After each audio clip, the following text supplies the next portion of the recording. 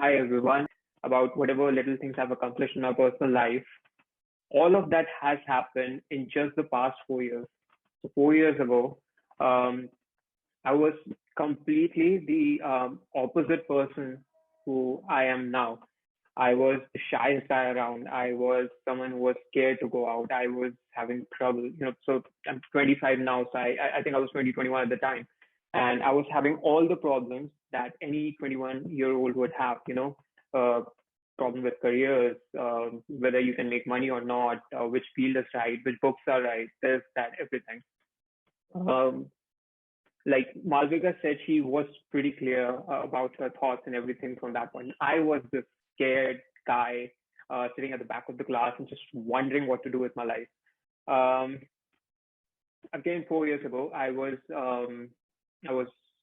pursuing chartered accountancy as a career, and though I was a bright student, I tried to do everything in my power to get away from that because I was not interested in becoming a CA at all. Like I'm a Marwadi guy, so of course my family, my parents, they all have their expectations. The career, if this guy's gonna make, it's gonna be in finance. Creative writing, writing fiction, writing novels, scripts, uh, that's never on the chart. So at 21, my life changed, and it didn't happen overnight.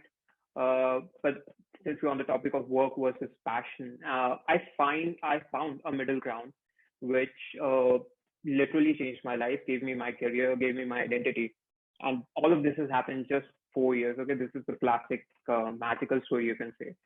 Um, First things first, at 21, I was working in this big CA firm in Mumbai, and it was a horrible time because I used to commute for, I think, around 3 hours or more than that every single day to reach to office and go back to my home.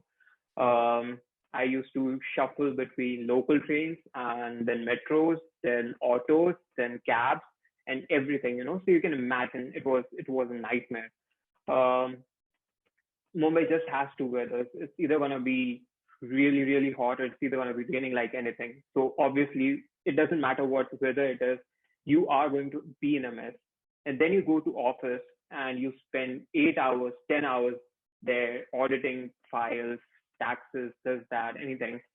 And so you can imagine for 10 to 12 hours every single day, I spend that time, just being like, what am I doing with my life? Is this really what I want to pursue? Um, One thing which was, a shining star in all that darkness for me was this girl who used to sit across from me. So as I would look up from the cubicle, I would see her.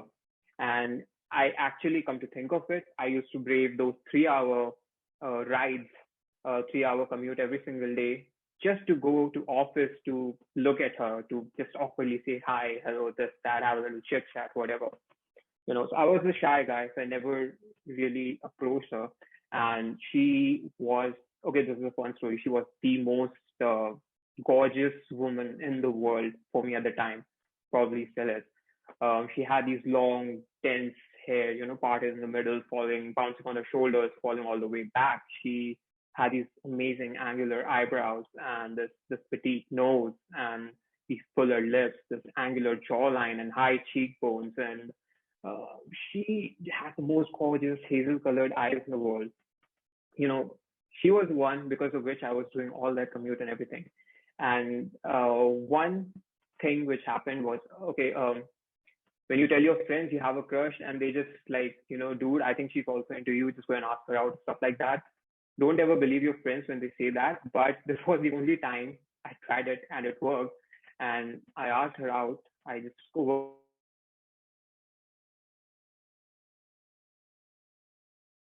surprisingly, it was a big office. There was a Starbucks below that office. So we had uh,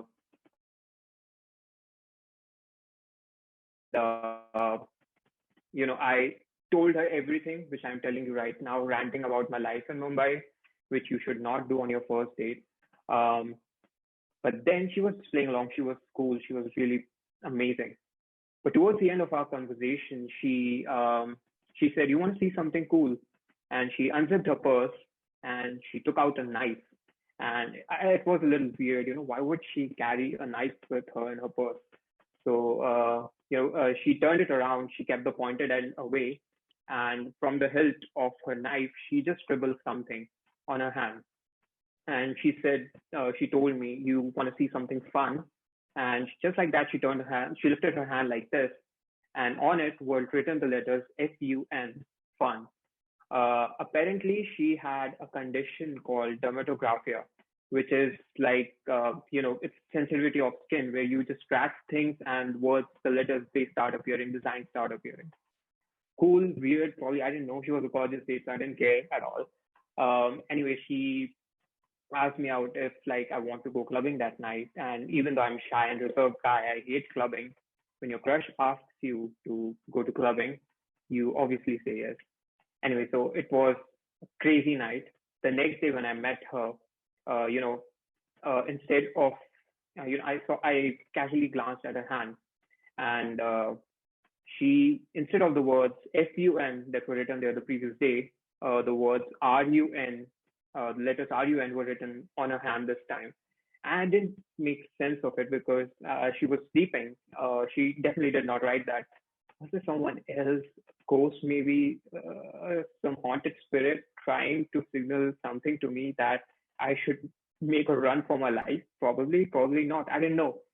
And I turned around to look at her, and this time she was up, and she was not gorgeous at all.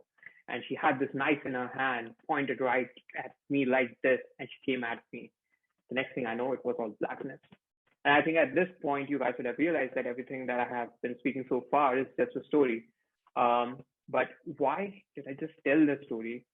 Because in those 3 hour long commutes, there's that standing in the locals and metros holding the handle and have all these uncles with massive pot bellies and ponchos squishing against you. There's nothing much you could do than think of these stories, you know. And I hated my work. I hated my travel. What I liked were these stories. I inadvertently found my passion traveling in those congested metros.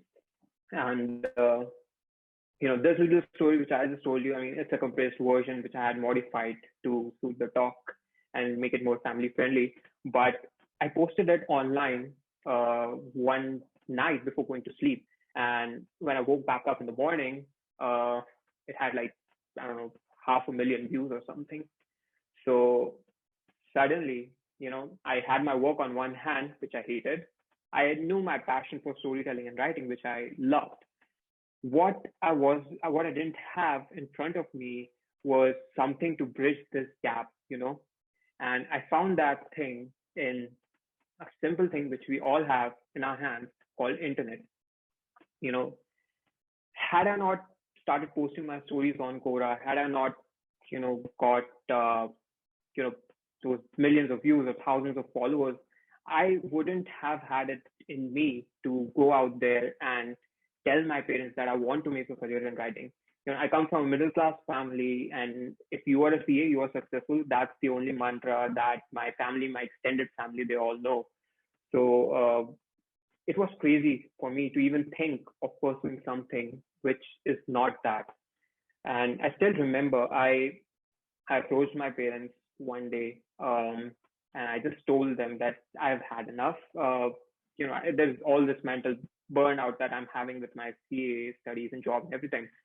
And surprisingly, they were cool. They were like, we give you 1 year, go out there and try and make a career in writing. That's the best you can ask from your parents, right? 6 months later, I was already making twice of what I was making earlier. You know, within a few months or almost a year, I had a novel which was selling at number 9 spot on Amazon India, one spot above Harry Potter. That's the dream for any writer. Um, I suddenly I was the shy guy who had never even went on stage, never participated in debates and drama or anything. Suddenly, I got invited to give a TEDx talk in Delhi. Um, so many amazing things started happening in my life just because I started posting these stories online. Um, and I think internet is something which, on one hand, you'll get tell all the world will tell you that internet is distracting, it will spoil your studies, it will spoil this, that, and whatever. Internet is something that has changed my life because I learned all my screenwriting, all my storytelling, everything that I know from the internet. There was no one to teach me. There are no classes or courses for this. Um, I would go on YouTube and start searching things. I would take master classes online. I would study hard, not uh, my accounts or taxes because I hated that. But instead, I would start studying these things. I would start studying storytelling, camera directions, this, that, the three arc structure, how to write a good script, how to start, how to end, how your climax should be, whatever. It's a science on its own. Um, I'm a screenwriter right now. I am working on developing a bunch of web series. I have meetings every single day with the content heads, other writers, other creative people in the industry. And then I have to sit and write on multiple stories, multiple scripts, and everything. And on and all, easily I'm working for at least 10 to 12 hours every single day without fail.